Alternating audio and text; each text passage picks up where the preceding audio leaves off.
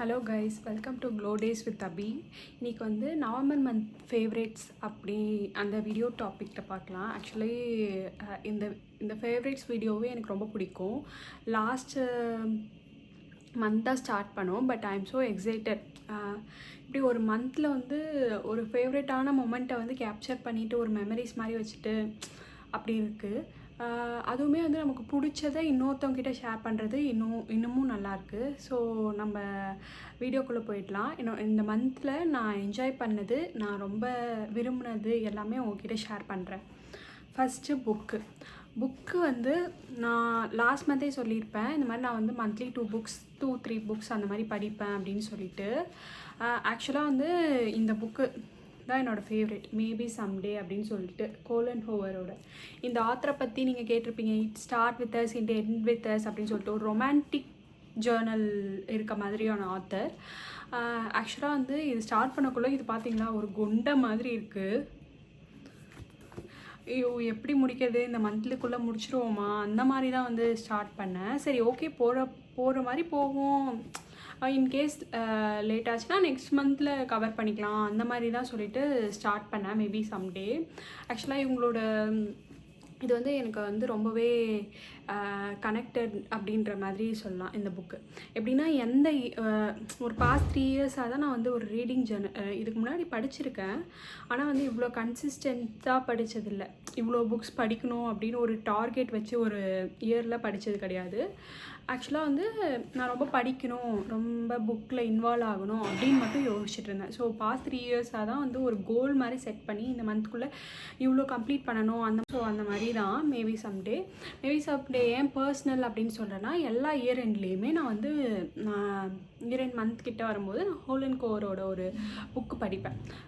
எப்படின்னா 2022 வந்து it end with us, last year எண்டில் வந்து இட் ஸ்டார்ட் வித் அஸ், இப்போ மேபி சம்டே.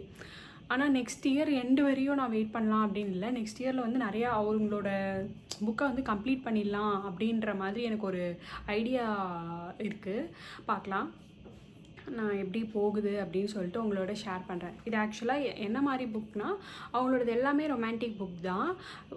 ஒரு ஹீரோயின் இருக்காங்க, அவங்களுக்கு ஒரு பாய் ஃப்ரெண்ட் இருக்காங்க. அந்த பாய் ஃப்ரெண்ட் வந்து சீட் பண்ணுறாங்க அவங்க. ஸோ வந்து அந்த ரிலேஷன்ஷிப்லேருந்து வந்துட்டு வெளியே வந்துட்டு அப்போதைக்கு அவங்களோட அந்த ஃப்ரெண்டு எப்படின்னா, அவருக்கு வந்து காது கேட்காது. அவர் வந்து மியூசிக் கிட்டார் அந்த மாதிரி தான் வாசிச்சிட்ருப்பார்.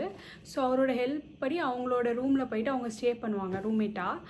ஸ்டே பண்ணும்போது அவருக்கு வந்து ஒரு பிளாக் மாதிரி இருக்கும். இப்போ எப்படின்னா மியூசிக் எழுதிட்டே இருப்பார், அப்போ வந்து சம் பிளாக்னால அவரால் லிரிக்ஸ் எழுத முடியாது. ஸோ இவங்க வந்து லிரிக்ஸ் சூப்பராக எழுதுவாங்க. அது அவங்களுக்கே தெரியாது, ஒரு ஹிடன் டேலண்ட் மாதிரி. இவர் கேட்பாரு, அவங்க எழுதுவாங்க, அது சூப்பர் ஹிட்டாக இருக்கும். அந்த மாதிரி சொல்லிவிட்டு அவங்க வந்து சேர்ந்து எழுதக்குள்ள அவங்களுக்குள்ள ஒரு லவ் ஃபார்ம் ஆகுது. நம்ம லைஃப் இவங்க தான் அந்த பர்சன் அந்த மாதிரிலாம் தோணும் இல்லையா, அந்த மாதிரி தோணுது கிடையாது. பட் இவர் கூட அந்த மாதிரி தோணுது. அவங்க எப்படி அவங்க சேர்றாங்களா இல்லையா, சேர்றதுக்கு என்னென்ன கஷ்டங்கள்லாம் இருக்குது அந்த மாதிரி சொல்லிட்டு இவங்க வந்து ரொம்பவே வந்து கனெக்டடாக எழுதுவாங்க இந்த ஆத்தர். நம்மளுமே அந்த கேரக்டரோடு அப்படியே ட்ராவல் பண்ணுற மாதிரி இருக்கும். ஸோ எனக்கு இவங்களோட வே ஆஃப் ரைட்டிங் ரொம்பவே பிடிச்சிருக்கு. நம்ம ஃபீல் பண்ணலாம், ஒரு சீனுமே வந்து நம்ம பக்கத்துலேருந்து பார்க்குற மாதிரி அந்த அளவுக்கு நம்மளால் ஃபீல் பண்ண முடியும். நீங்கள் வந்து ரொமான்டிக் ஜானரில் ரொம்ப பிடிக்கும் அப்படின்னா இவங்களோட புக்கை கண்டிப்பாக ட்ரை பண்ணி பாருங்கள். இது வந்து ஒர்த் த ரீட் அப்படின்னு சொல்லலாம். இது என்னோடய ஃபேவரட். ஆக்சுவலாக 2-3 புக்ஸ் கம்ப்ளீட் பண்ணியிருக்கேன், பட் இது என்னோட ரொம்ப ஃபேவரட். அடுத்து ஸ்கின் கேரில் வந்து நான் இப்போ தான் வந்து ஃபஸ்ட்டு ஸ்ட்ரகிள் பண்ணிகிட்டு இருந்தேன் சன்ஸ்க்ரீனில். இப்போ வந்து எனக்கு டாக்டர் ஷீட் சன்ஸ்க்ரீன் வந்து கிடச்சி நான் யூஸ் பண்ண ஆரம்பிச்சிருக்கேன். அது வந்து எனக்கு ரொம்ப அப்ளிகேஷன் லெவலில் ரொம்ப ஈஸியாக இருக்குது. ஃபஸ்ட்டு நான் அப்ளிகேஷன் லெவலில் ரொம்ப ஸ்ட்ரகிள் பண்ணேன், இப்போ அப்ளிகேஷன் லெவலில் ஈஸியாக இருக்குது. எனக்கு அது ஒரு குட்டி ஒயிட் காஸ்ட் தருது, பட் அது பிரச்சனை இல்லை. ஒரு 15-20 மினிட்ஸில் அது வந்து எனக்கு போயிடுது. ஸோ எனக்கு அது வந்து என்னோடய ரொம்ப சூப்பரான ஒரு ஃபைண்டுன்னு சொல்லலாம் இந்த மந்த்துக்கு. அடுத்து வந்து பாடி வாஷில் கேரமல். இப்போ ஆக்சுவலாக வந்து ஒரு மாதிரி குளிர்ச்சியாக இருக்குது, ஒரு மாதிரி நல்ல ஸ்மெல் இருந்தால் நல்லாயிருக்கும், அந்த மாதிரி டைம்ஸ் இது. ஸோ இப்போ வந்து நான் கேரமல் பாடி வாஷ் ப்ளம்லேருந்து யூஸ் பண்ணுறேன். அது வந்து எனக்கு ரொம்பவே ஃபேவரட்டாக இருக்குது. அந்த பாத்திங் ரொட்டீனே வந்து ரொம்ப என்ஜாய் பண்ணி நடக்கிற மாதிரி இருக்குது. அப்புறம் ஹேர் கேரில் இப்போ எனக்கு வந்து குட்டி குட்டி முடி வந்து வளர்ந்துட்டுருக்கு. நான் வந்து அது ஃபுல் ப்ராசஸ் வந்து நான் உங்களுக்கு எக்ஸ்பிளைன் பண்ணுறேன். பட் இப்போதைக்கு எனக்கு வந்து டேண்ட்ரஃப் தான் ஒரு ரொம்ப பெரிய பிரச்சனையாக இருந்துச்சு இந்த ஹேர் கேர்லேயே வந்து. எந்த ப்ராடக்ட் யூஸ் பண்ணாலும் அதோட ரிசல்ட்டை வந்து என்னால் ஃபுல்லாக பார்க்க முடியல. அதுக்கான ரீசன் வந்து டேண்ட்ரஃப் தான். ஸோ வந்து நான் ஒரு வீடியோ பார்த்துட்டு நான் கடுகு ஹேர் மாஸ்க் வந்து யூஸ் பண்ணேன். அந்த கடுகை வந்து அரைச்சி தலைக்கு அப்ளை பண்ணுறது தான். இதை யூஸ் பண்ண அப்புறம் ரொம்பவே ஹெல்ப் பண்ணியிருக்கு. ஒரு நீங்கள் அதை வந்து அதிகமாக இருக்குது அப்படின்னா 2 வீக்ஸ் ஒன்ஸ் யூஸ் பண்ணுங்கள். Drastic change, super hair pack. வேறு எதுவுமே தயிர், வேப்பில் அந்த மாதிரி நீங்கள் எதுவுமே இது பண்ண தேவையில்ல. கடுகு ஹேர் மாஸ்க் மட்டும் போடுங்க.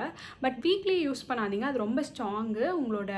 உங்களால் பியர் பண்ண முடியாது. அந்த கொஞ்சம் பெயின் இருக்கும். என்னால் பியர் பண்ண முடியுது, பட் எல்லாராலையும் பண்ண முடியுது அப்படின்னு சொல்ல முடியாது. 2 வீக்ஸ் ஒன்ஸ் நிறையா இருந்தால் யூஸ் பண்ணுங்கள். கம்மியாக இருந்தால் மந்த்லி ஒன்ஸ் மாதிரி யூஸ் பண்ணுங்கள். கம்மியாகிடுச்சுன்னா, ஏன்னா அப்படியே ரொட்டீனாக நீங்கள் ஃபார்ம் பண்ணிட்டே இருந்தீங்கன்னா அது ரொம்ப கண்ட்ரோலாக வச்சுக்க முடியும்.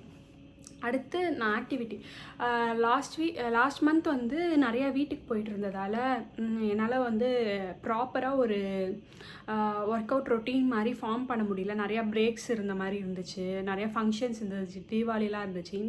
இந்த மாதம் எப்படின்னா வந்து நம்ம ரொம்ப ஸ்ட்ரிக்டாக இருக்கணும், ஒரு பேட்டர்ன் யூஸ் பண்ணணும் அப்படின்னு சொல்லிட்டு நான் ஃபஸ்ட்டு நான் வந்து வாக்கிங் தான் போயிட்டுருந்தேன், ஜாகிங் போயிட்டுருந்தேன், வெயிட் லாஸ் ஜேர்னி. அதை நான் தனியாக ஒரு வீடியோ மாதிரி பண்ணுறேன், எப்படி எனக்கு ஹெல்ப் பண்ணிச்சு அப்படின்னு சொல்லிட்டு.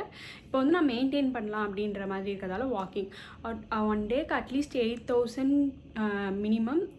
வீக்கெண்ட்ஸ்னால் 10 to 15 அந்த மாதிரி ஸ்டெப்ஸ் டார்கெட் வச்சு பண்ணிகிட்ருக்கேன். நான் அந்த ரொட்டீனுமே உங்ககிட்ட ஷேர் பண்ணுறேன்.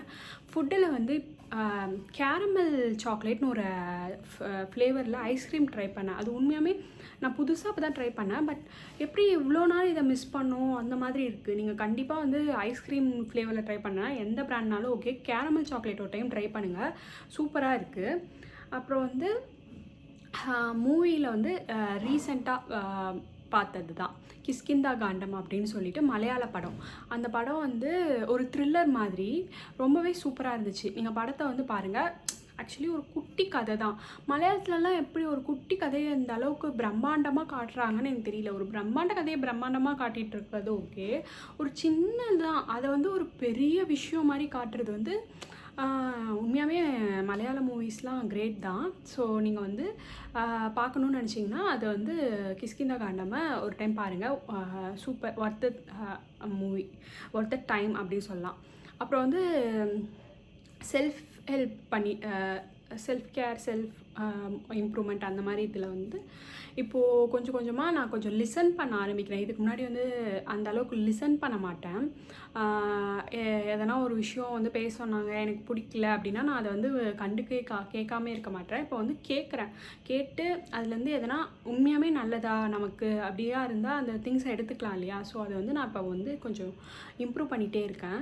ஸோ இதெல்லாம் தான் இந்த மந்த் ஃபேவரேட்ஸ். இதெல்லாம் எனக்கு வந்து ரொம்ப பிடிச்சது, நான் இப்படி பண்ணதில் எனக்கு ரொம்ப பிடிச்சிருந்தது அப்படின்னு சொல்லிட்டு இதை உங்ககிட்ட ஷேர் பண்ணதில் எனக்கு ரொம்பவே சந்தோஷம். தேங்க்ஸ் ஃபார் வாட்சிங் கைஸ்.